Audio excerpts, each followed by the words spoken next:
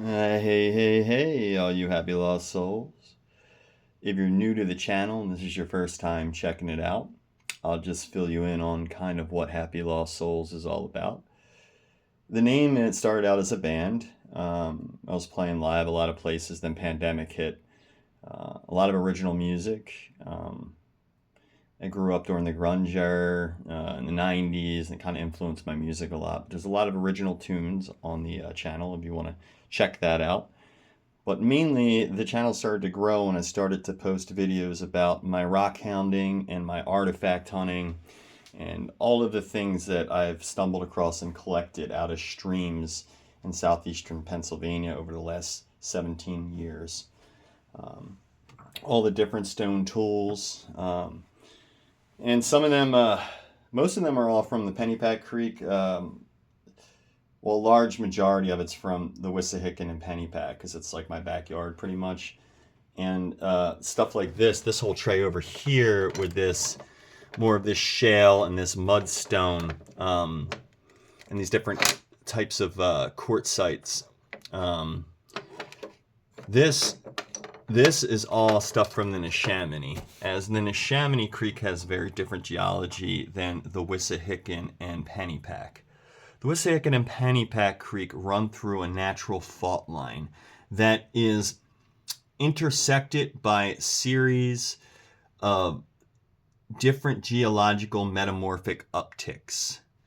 And this is occurs in areas of tectonic activity, volcanic activity, and it's essentially to metamorphosize means to change. So a metamorphic rock is never what it was when it started. It became something else through the processes of heat and pressure.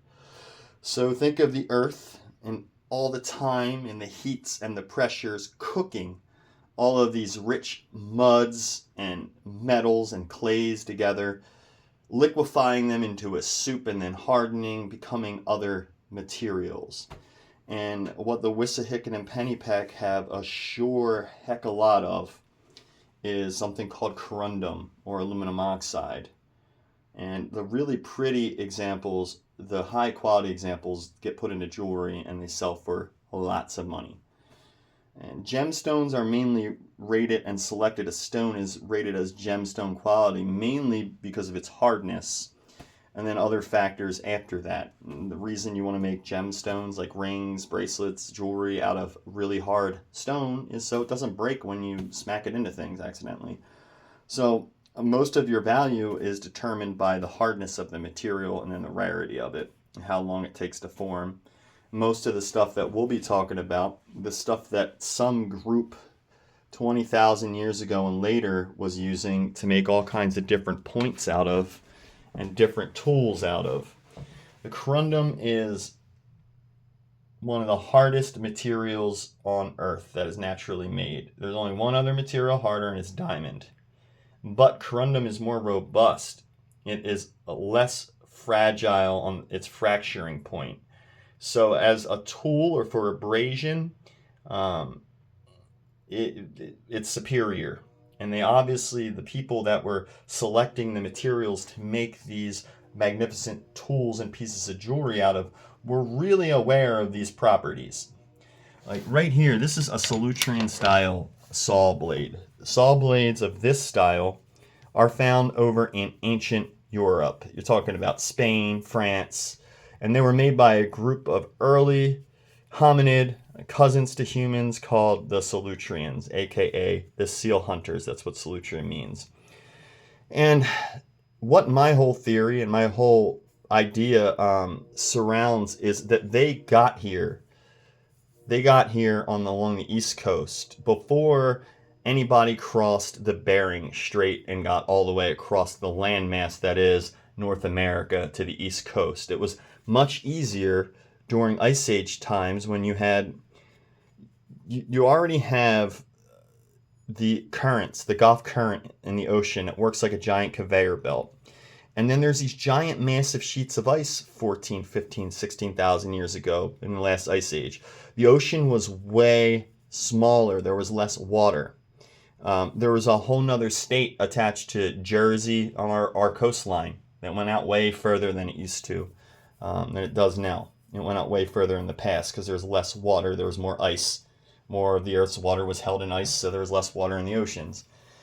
What had happened is if they were able to hunt 2 or 3 seal and process the seals and take all that meat and stuff with them, they could hop on a craft made out of seal hide, stretched around timber, completely waterproof craft, and they could more or less tow their craft all the way over to the Americas, or they could just sit in it and live off the drift. If you dropped in Spain or France and went, or England, and went across the Atlantic Ocean back then, the Gulf current would carry you across the sea without any paddling or effort within 4 weeks. You would hop on, it's like a conveyor belt, as it comes across the Atlantic and starts entering the coastal areas of North America, it does a loop and starts heading back the other way, back towards, it's a giant oval current. The Gulf current was pushed up way further back then because of the smaller seas and oceans and the way less water levels during the Ice Age. So they could hop on one of these. They could bring 15 to 30 people with a couple seals, would last them easily, would be able to have enough food to get through a 4-week journey. And then they would have to bring water, but there was ice everywhere and snow to melt. They could literally ice sheet hop all the way over here. And following the seals, that's what these groups did. The seals went from iceberg to iceberg. They followed and hunted the seals, and eventually the groups got all the way over to this new landmass. And the really crazy thing about it is where the Gulf current drops people out at its top, most northerly point is what today, where I am, is southern Pennsylvania. And as it loops back around and heads back towards France and England, back towards Europe, the Gulf current, it swings all the way down to North Carolina, South Carolina, the southern states, the Virginias. So at any point, the people coming over here could have hopped off of that boat and either landed in the southern parts of Pennsylvania or further south. Because above that, it was still solid walls of ice. The ice came all the way down to northern parts of Pennsylvania back then. And what's really ironic is the oldest dated and scientifically accepted artifact in North America was found at a shelter site, a rock shelter site. After it was dug out, they went down underneath the previous archaeologist who stopped at 13,000 years, got through a burn layer, and then they found all these other kinds of points that were in a boat keel or Solutrean style. And these Meadowcroft points were dated between 17 to 20,000 years ago, and they look exactly like this right here. Same style that I'm finding. They're flaked on one side. They're not bifacially flaked. They're smooth on one, they're flaked on the other.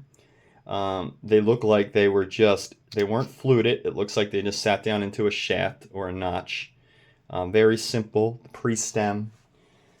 And you see a lot of that in the preforms I'm going to show you in the second part of this video. So really what happened is we started finding all this rough corundum, blue sapphire, yellow sapphire. This is a huge piece of blue sheen sapphire. It's when biotin, mica, and corundum are mixed, and there's a surface of mica on top of the blue sheen sapphire. The blue sheen sapphire is called sheening because it has elements of like a gold sparkle going through it because of the biotin mica.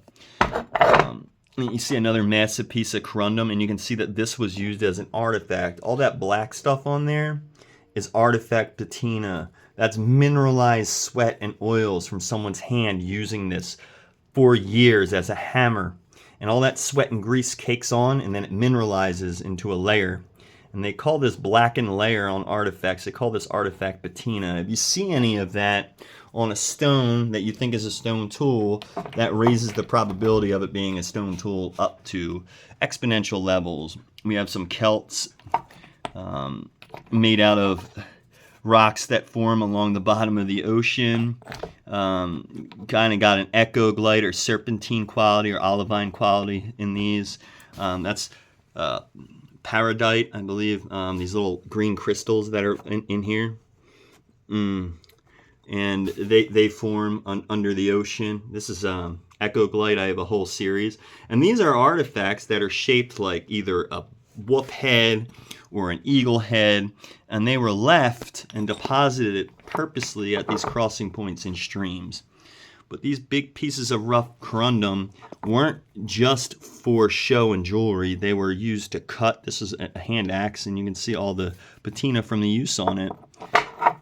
So they were utilizing, some group was utilizing, and knew how to work with this super hard stone using abrasion techniques rather than fracturing.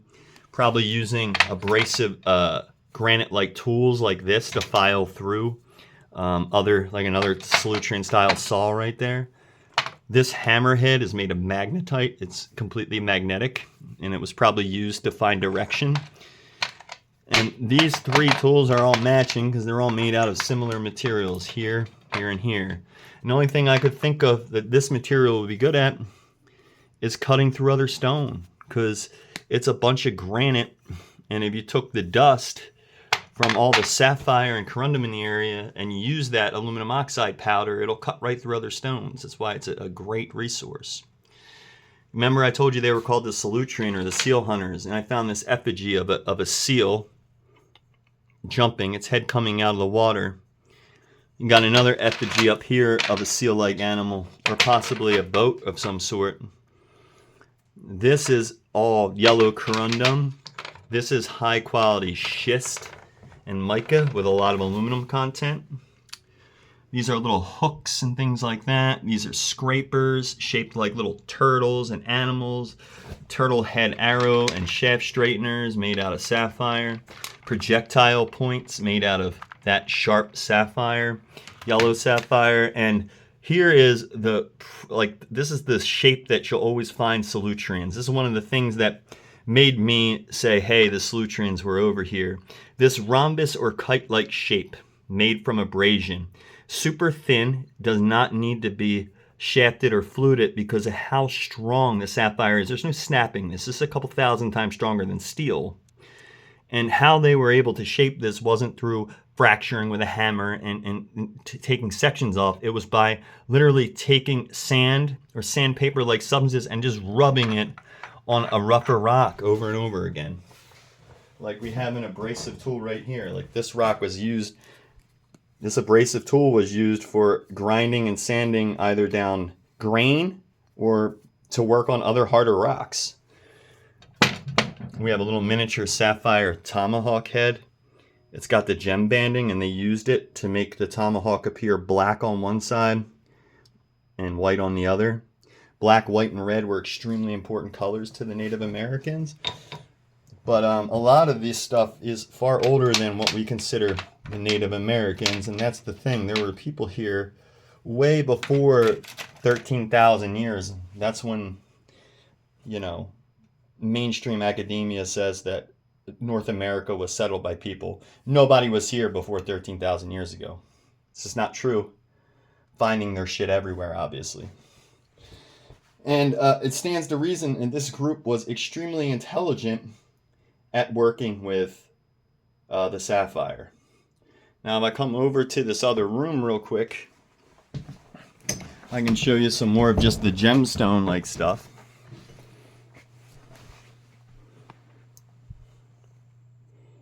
And this is all rough ruby, corundum.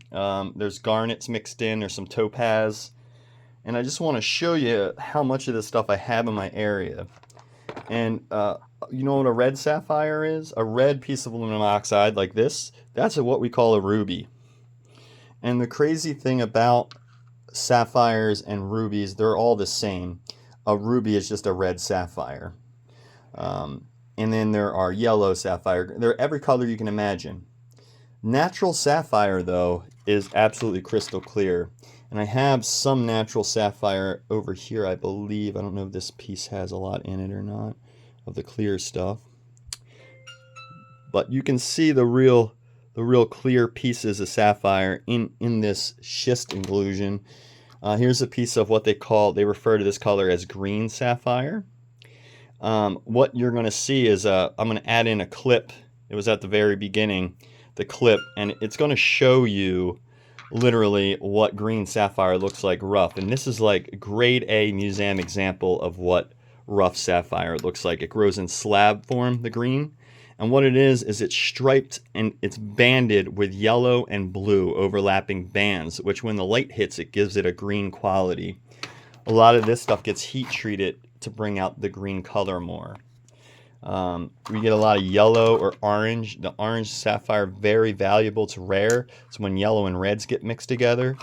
So this piece was polished for about 20 more hours than this piece. And you can see it starts to even, change it up, but you see the corundum shape. You could see the different facets. They try to create a barrel or stop sign type shape.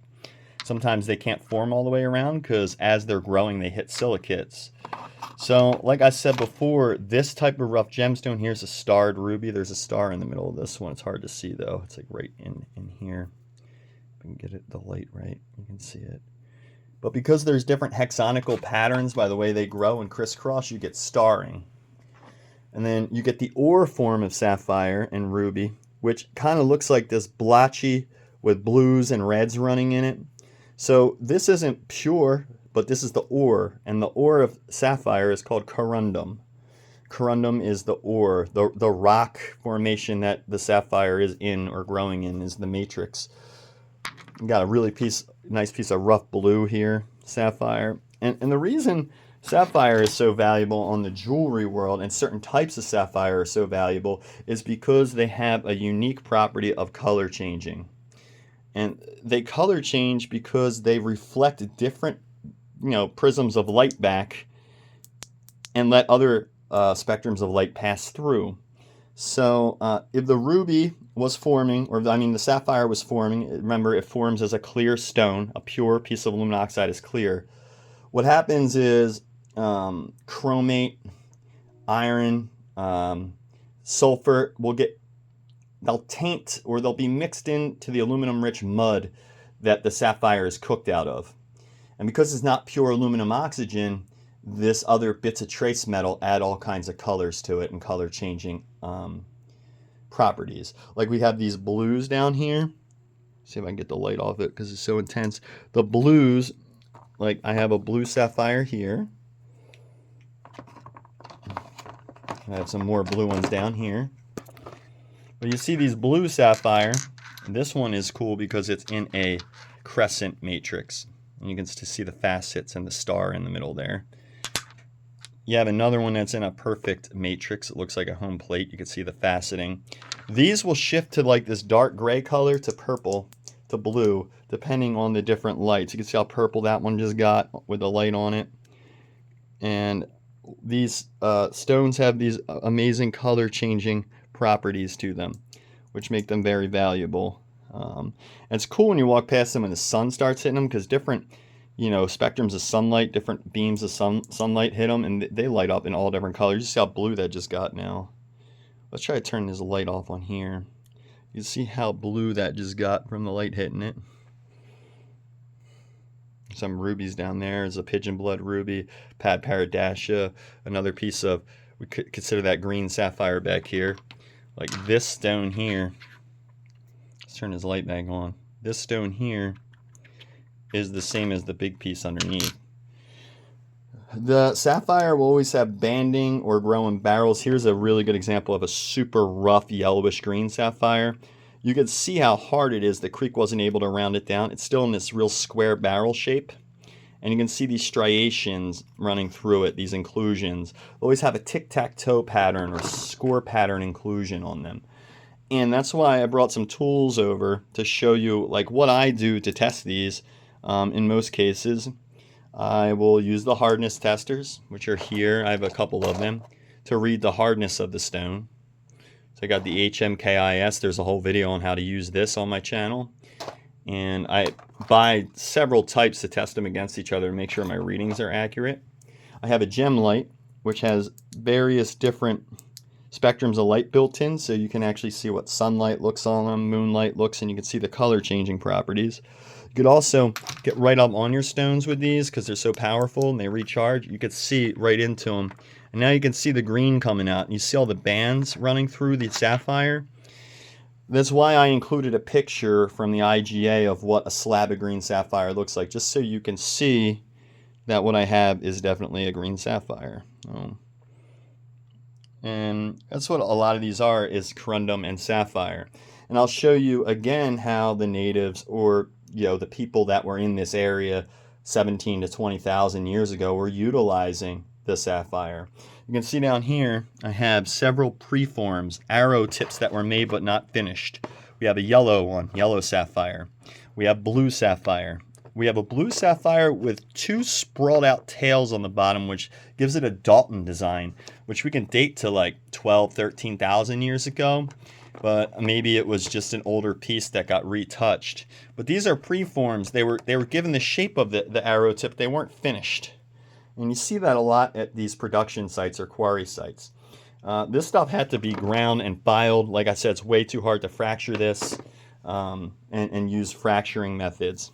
Here's another beautiful example of a two-tone corundum. This would be classified as like a lighter ruby, but you could see how it forms that matrix like a home plate. It's always trying to form 6 to 8 sided shapes when it's matrix. So you'll get these cat eye shapes a lot because it was trying to form a barrel. You'll get real square, like this is a massive piece of yellow sapphire. You see that facet running down it? But when you get light on these, they look opaque until light gets on them. And then you can see kind of right into the stone then. And it becomes semi-transparent. And after polishing and heating the stone, it becomes extremely transparent. But you can see that the light will penetrate into the stone and light up the whole stone pretty much inside. And the more you polish it, obviously, the more it's going to light up inside. Obviously. I know the light's really bright for this filming, but it is what it is. I just wanted to make a quick video because, I haven't been around much because of the holidays. I work in retail and also have a friend moving in and staying for the holidays. So my rock room that was getting renovated that got pushed back a little bit. So I'm still going to bring you guys content as much as I can without getting my whole million-piece collection out, which will take up a whole room, which will someday, probably in the next month, I hope, or so, be completely displayed. That's really my goal, but some unforeseen things came up.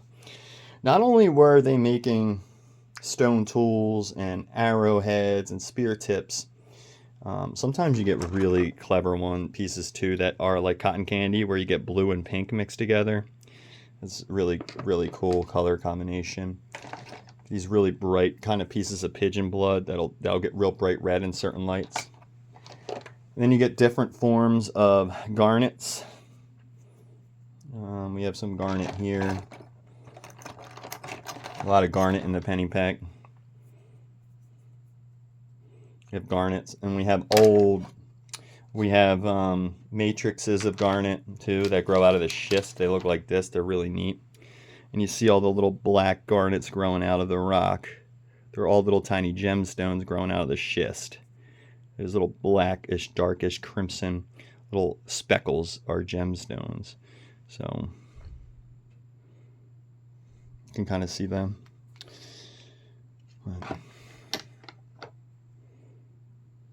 It's a Wissahickon garnet and schist matrix and complex. The stuff's all over the place.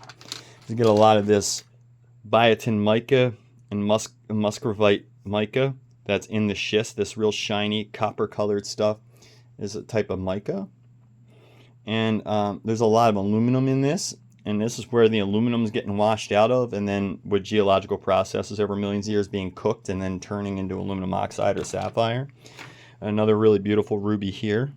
So see some of its facets.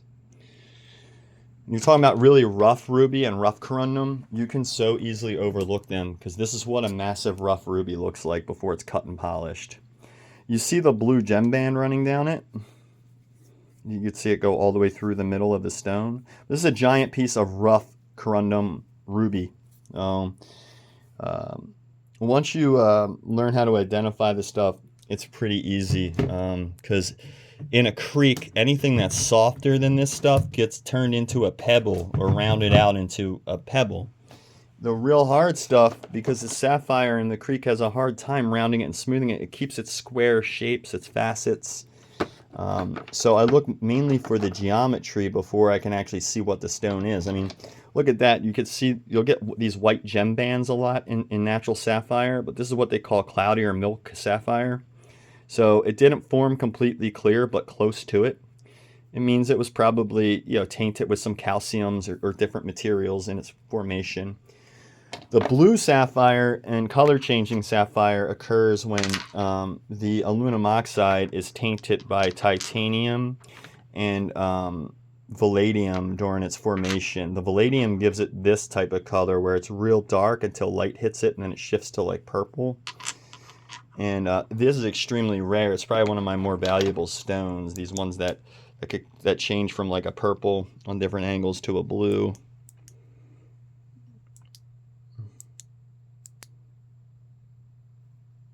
You get on the right angle where you can see where it gets really purple.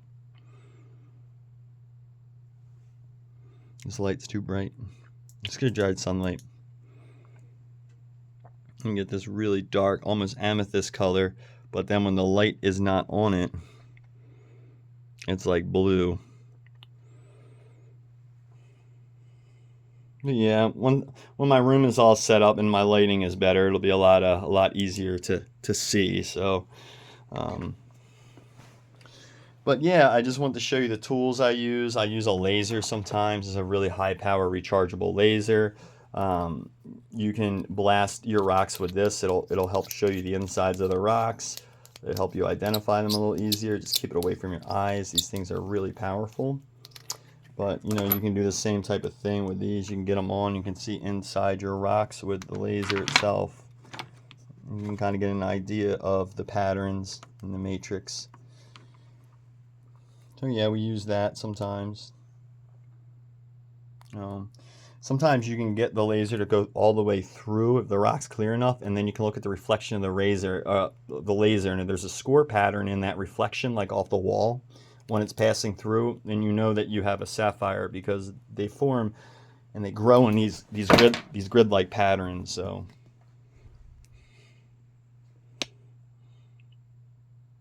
and I just dropped my laser, so oh well.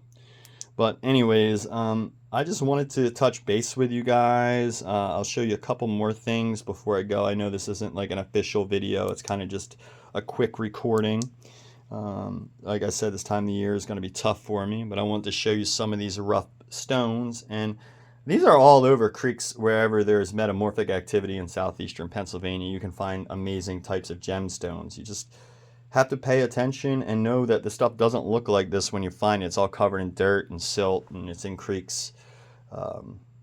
Sometimes at night it's easier to go out, or when it's not that bright out, and you can take one of these gem lights and you can put it on like black light mode. A lot of the sapphire and stuff illuminate under black light, almost like a black light. So they'll really stick out, like they'll glow bright under the black light. So at night they'll stick out, whereas other rocks won't. But you have to be careful because other materials are also photosensitive or sensitive to the black light spectrums, and they're like sodalite glows really hard. Different minerals like that will also phosphoresce under this light, under these different black lights and blue lights. You get like a pretty extreme response at how much they'll glow, because they're very black light sensitive, the ruby and corundum. That's another good way to tell if you get a nice glow or reflection back that's like a black light poster, sort of, not as intense, but more intense than a normal rock would. It's another good way to test them. This is a super cheap Wi-Fi microscope. You just turn it on and link it to one of your devices, like a phone or a computer, and it allows you to do some fantastic micropsy with a really cheap tool. So we can see the inclusions, we can see the growth patterns and the crystal and the structure to better help identify the rock. So you can use the hardness meter, you can use the gemstone light, You can use the microscope. These are all together, all of these things will be under $150 to collectively buy. A gem light is about $20. This is about $30. These are about $8 to $9 to $15 each. The laser was like $5 on Temu. So there's a lot of things you can get for cheap to start helping you learn to identify your rocks. Remember, if you take an old piece of tile and you flip it around and you take a piece of corundum and you run it across that tile, it's never going to leave a mark behind. Because corundum is harder than porcelain, it's harder than tile, so all it'll do is scratch it. If it's a piece of quartz or a piece of agate or topaz or something softer and you run it across that tile, it'll leave a mark. It'll pull some of the material off of the rock because the porcelain is harder than a lot of your quartzes and volcanic glasses. So scratch test with a tile is another great test.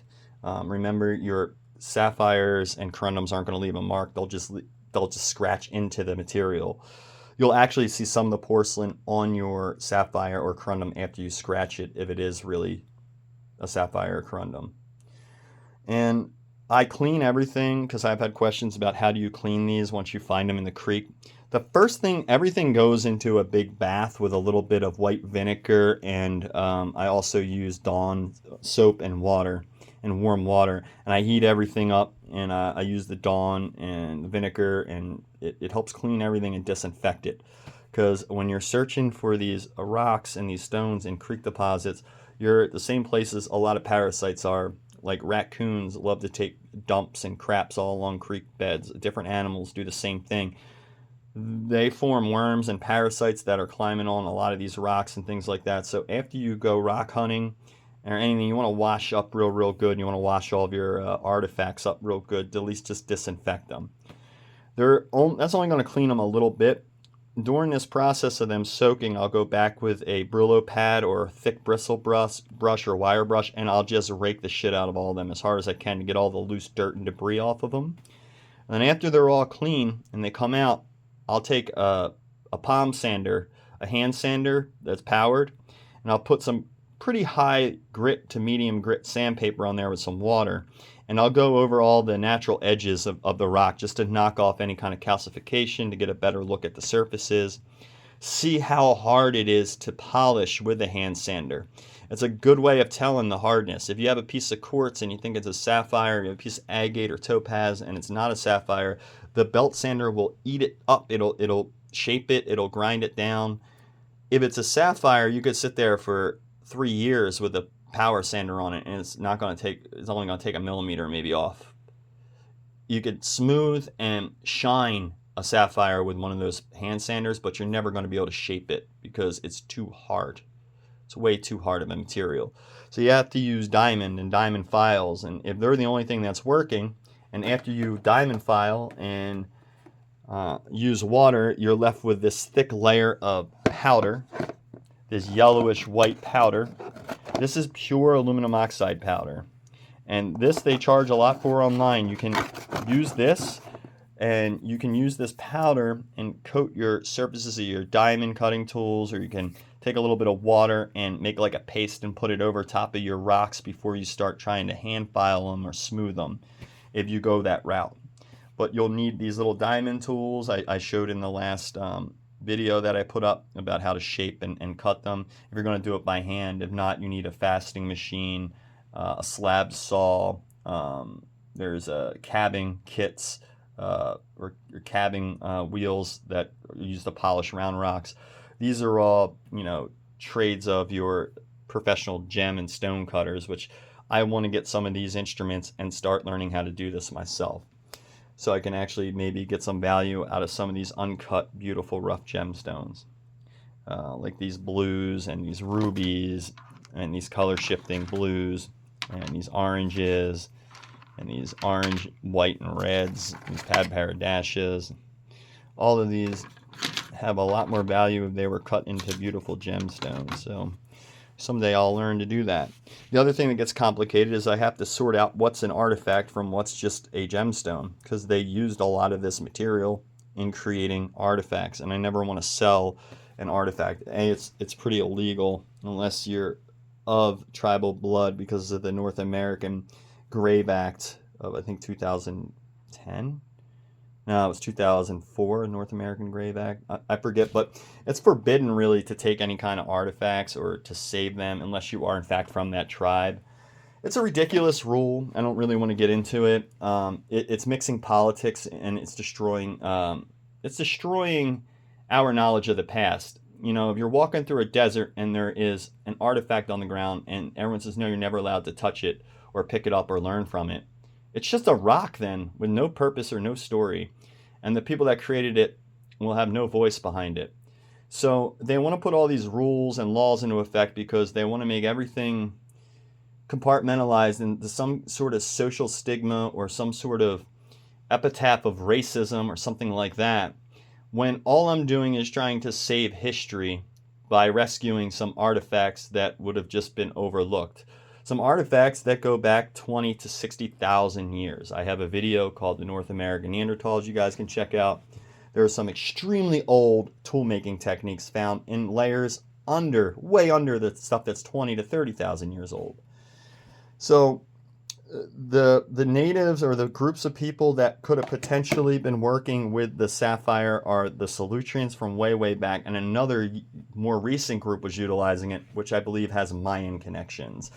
The Susquehannock. That's a story for a different day, all the Mayan connections we found with some of these quarrying sites. Yeah, obviously, the Pennypack has a crazy fierce turtle known as the alligator snapping turtle. Its lineage goes back 90 million years. So in that creek, we find tons of effigies of like shaft straighteners that look like a snapping turtle. This one's made out of yellow and red corundum or sapphire. This is used and it is created to bend and straighten shafts. Is what they assume it was used for.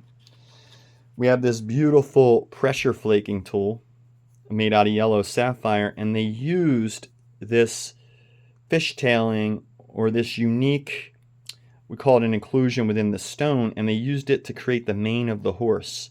You see the horse's mane, you see its eye, and you see its mouth. And then the recess is there for your thumb, so your other finger can go on top. And then this is used with a piece of leather in the other hand to flake off sharp edges of softer rock to make tools with. So you have percussion and you have flaking. This is a flaking tool. But more importantly, the most important significant thing is that it's in the profile of a horse. So this group of people is making a lot of tools that were also art. So they were multifunctional. But this yellow sapphire horse head is so important. Why? Because what did the Solutreans hunt before they had to start hunting seal? In Ice Age Europe, their main diet, the main thing that they hunted were horses. And what had happened is the ice sheets have moved down and destroyed all of the land masses, all the food, killed off all the animals like the horses, killed off a lot of the humans. There was nothing left to hunt. As the ice pushed everything towards the coasts, the humans, which at the time these Solutrean people were very, just like us, they're survivors. They adapted. They learned to hunt things along the coast. They got familiar with the seal.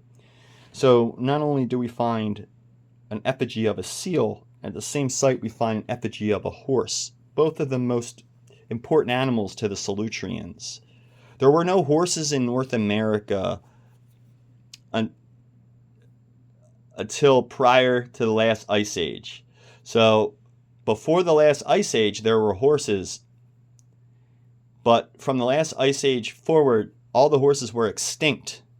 Okay, because they were all hunted to death, and they didn't repopulate the Americas until Cortez and the conquistadors came over and conquered South America. And when they left their horses behind, and the natives domesticated them finally. And the horses came back to America. But before that, they were all killed off, apparently, by Ice Age men with atlatls. Apparently, Ice Age men with atlatls went around and killed all of the woolly mammoths.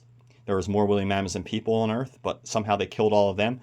They killed all the megafauna. Us, primitive humans with sticks and stone spears, went around on a murdering spree. That's what your academics will tell you happened. That man killed off all these great massive beasts. But right in the evidence, there's a burn layer at 13,000 years. It goes all the way around the Earth, a thick burn layer in the sediment. And it's when a comet hit us and the Younger Dryas occurred. Younger Dryas was the fallout after a comet impact. And these comets impacted up on the ice sheet. So right around where the Great Lakes are now, the Great Lakes could have actually been formed from a comet coming down. But they instantly melted 6 miles thick of ice that covered the entire half of North America was melted instantly. Everything was underwater and on fire at the same time. Destroyed everything. All people, everything. That's what destroyed all the woolly mammoths and all the horses and all the Ice Age megafauna. Not people with sticks and stones. There was a time in our evolutionary fork or a split in the road where we know that there were only about 77 human beings left in the entire world. They were killed. It was called an evolutionary bottleneck. So everybody was repopulated from those 77. This is the same time that Neanderthal had been killed off essentially by a giant volcano, because there's a lot of thought that they were hunting early humans. It's called the Neanderthal predation theory. Should look into it. It has a lot of validity to it, especially with a lot of the evidence that they're finding. But I wanted to show you how they made some of these crazy pendants and art out of the sapphire. We have the side profile of like a wolf or a coyote in gold sheen sapphire. This beautiful milk sapphire with this gold sheening. And you can see that they even created a little hole up here that goes through and then comes out the other side as a tie down. So this probably went around the neck or something as a pendant, possibly hanging or suspended like this in a downward position. Obviously the outline or profile of a wolf or a dog or coyote of some sort. We have a scalpel here made out of the yellow sapphire, halved on one side, so this is unifacially flaked. So older than things that are bifacially flaked. They're flaked on both sides. So have a rough bluish sapphire with this gold running through it. I don't know if it's real gold or if it's just mica. It's most likely mica because it's found in association with the sapphire a lot. And we have the head of a woolly mammoth, probably one of the coolest pieces, because the head itself is green sapphire, but it's a green sapphire growing out of the actual schist. So what they did is they flattened the background out, the schist, and elevated the sapphire. So it almost looks like the sapphire rock was glued to the schist. But if you look carefully, you could see all the shaping that they did. What you have is the side profile of an elephant's head. You have its ear, you have its mouth roaring. You can see its tongue right there, a little thing in the back of its throat that vibrates as it's yelling. You can see its eye right there. And you can see the 2 nostril holes right there at the end of its trunk. And what's significant about this pendant is in better light, there's a path behind it that goes up a hillside, and then there's a little cave with a red dot up in there. So it looks like they're looking out of a cave over a mountain range at a woolly mammoth. And I don't know if this is like a mantle or a banner stone, or if it was just a fire starter, or if it's just they were into making jewelry. The Solutreans love to make beads and different pendants and these anamorphic side profiles. But this was just incredible piece of green sapphire on a piece of schist that has a lot of serpentine running through it. It may have some metals like copper and stuff in it. There's a lot of copper and nickel in the area, as well as mercury and lead. We have the head of the Nephilim, or the golden monkey, as we call the golden monkey head right here. See this big flat head, ear hole, eye hole, mouth hole. And whatever this metal is, it's pretty solid. I think it's an amalgamation of different metals, mainly like copper and nickel, and maybe a little bit of gold. And then they use some kind of red ochre or enamel to fill in the eye and the ear. The ear is actually a little piece of garnet. So very cool. We call that the head of the Nephilim. And what's interesting is the Susquehannocks told the settlers in the 1600s, the original people creating homesteads along the Pennypack, they said, "We don't wander in those hills, for there is a chinless race of giants with flat heads that eat our children and our men and steal our women. So what were these Native Americans trying to warn the settlers about? Or maybe it was just a story to keep them from finding their lost silver mines and valuable quarry sites. So they say don't go up in the hills because there's a monster when there's really a bunch of silver and gold up there. It could have just been a boogeyman legend to keep people away.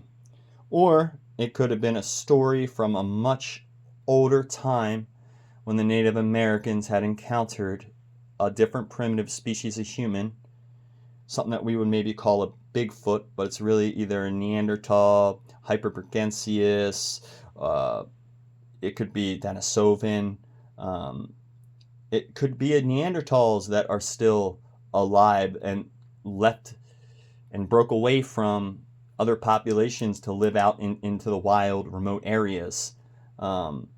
Because one thing that was never ever found at any Neanderthal site is clothing or the tools to produce clothing. You got to understand, the Neanderthal was a product of the Ice Age. You can't just survive in an Ice Age with no clothes, you will die. So if they had no clothes, and there's no evidence that they were making clothes, but there is evidence that they were absolute beasts, then they were most likely covered in hair like a gorilla from head to toe. Neanderthals had night vision, they could see in the dark. They hunted at night. Their bone density was 4 to 5 times ours. They could take a pro football player and throw him from the 50-yard line through the goalpost. They were absolutely beasts. They had no projectile weapons. They only had thrusting spears. So they killed all of these large prey by hand, by getting up and close. Their bones healed way quicker, and there's tons of evidence that they loved to eat us. And that they possibly were the ones that had us whittled down to about 77 people at one point. But if you talk about that, it's all, taboo subject, talking about the predation theory. But if you look into it, it's why we have their DNA in all modern humans. They ate our children and men, and they bred with our women. So that's what the scientific evidence shows, but they'll rewrite it as another narrative. All I know is I'm glad I'm not living side by side with them right now, because they are the most formidable opponent, to say the least. So anyways, guys, I just want to show you some more of the cool artifacts, some of the stuff made out of the rough gemstone. After polishing the rough gemstones, what they can eventually become, and identifying them. And not to overlook things by color or appearance right away. Look at the shape. Look at where you found it.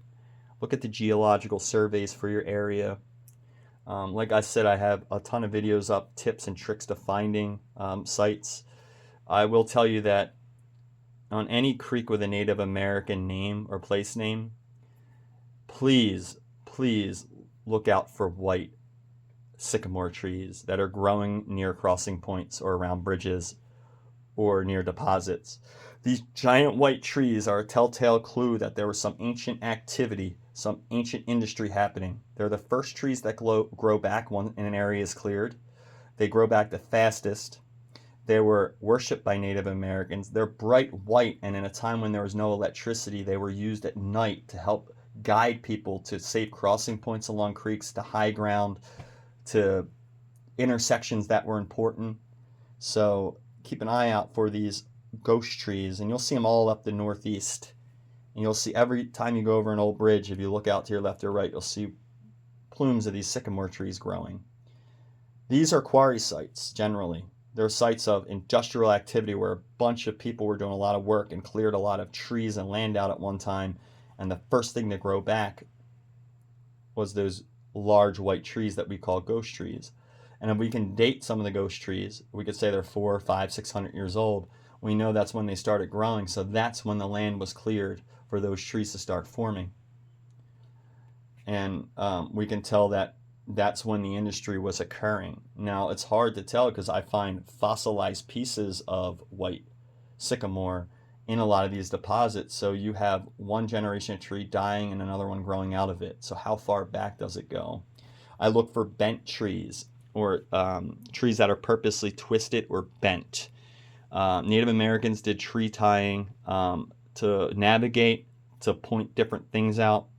Curved trysting trees, extremely important. They're generally associated when you come out of low or wet swampland with high ground. They're used to mark high ground. They're used to mark directional changes. They're also, interestingly enough, found in correlation with ancient quarry and mine sites, mainly ancient metal and silver ore sites. A lot of these ghost trees pop up, or these bent trees and whatnot. Bent trees and ghost trees, my own type of theory that I added to the whole bent tree thing. There's a whole archive online. You can see the known bent trees that are known about. They're known landmarks, and they're protected. But there's a bunch more that I found in my life that could be added to that map as well. But anyways, please check out the channel, guys. I love you all. Please subscribe. All the support helps. I love you all. I hope you find this stuff interesting. I'll be coming out with a series of videos soon that are more professional, discussing the place names of creeks and what they mean, and how they can help us determine, the origin and what these streams were once thought of and used as and whatnot. But anyways, guys, I love you all. Please subscribe. Please stay safe. And if you're lost, stay happy. Peace.